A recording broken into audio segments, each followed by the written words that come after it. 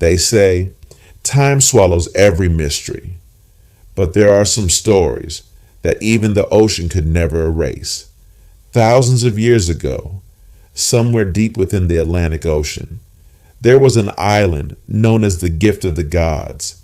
That island was Atlantis, a civilization so advanced in science, art, and energy that even today, humanity is still trying to reach its level.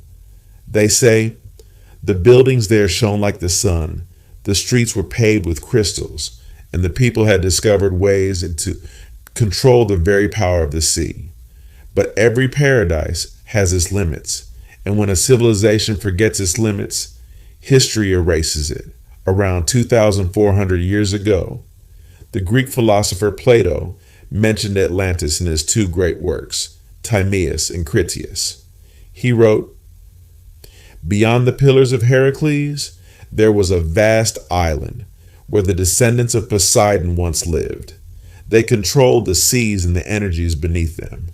Their cities were filled with beauty and perfect harmony."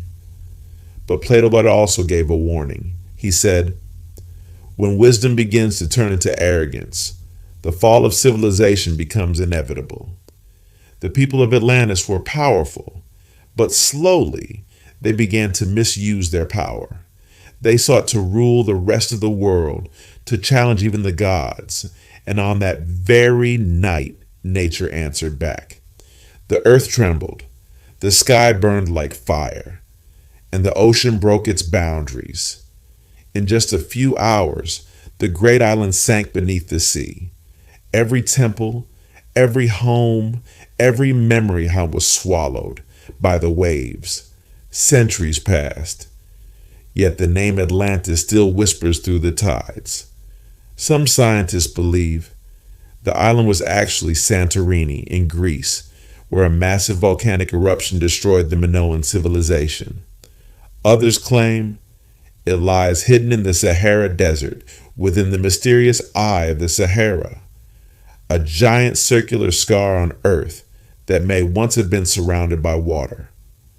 And some say beneath Cuba and the Bahamas, there lie the remains of ancient cities with straight paths and stone structures visible deep beneath the ocean floor. But the question remains, was Atlantis ever real? Or was it merely Plato's creation, a story born of imagination and wisdom?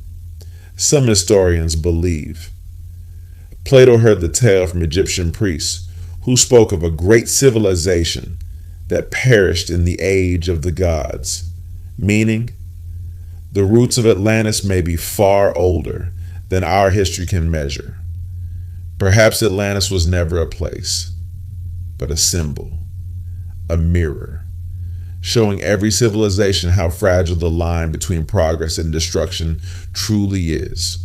When mankind advances in technology, but leaves humility behind, it walks the same path once walked by Atlantis. And maybe that's why the story still lives on. Because every time a civilization breaks its own laws, every time power blinds the eyes of wisdom, Atlantis is born again in a new form, with a new name. Many claim they've seen glowing walls beneath the ocean. Some say they've heard the bells of Atlantis and still echoing from the depths below. But the truth is, no one has ever seen Atlantis.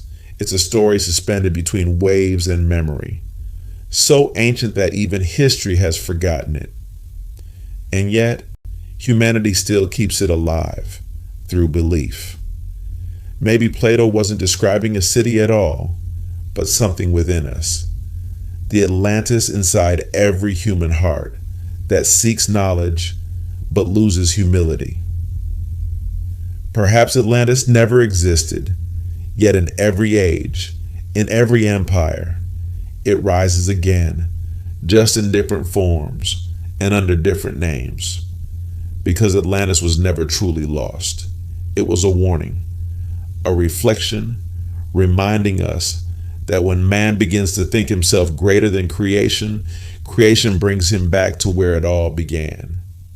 They say The ocean consumes everything, but not Atlantis, because Atlantis still lives within us.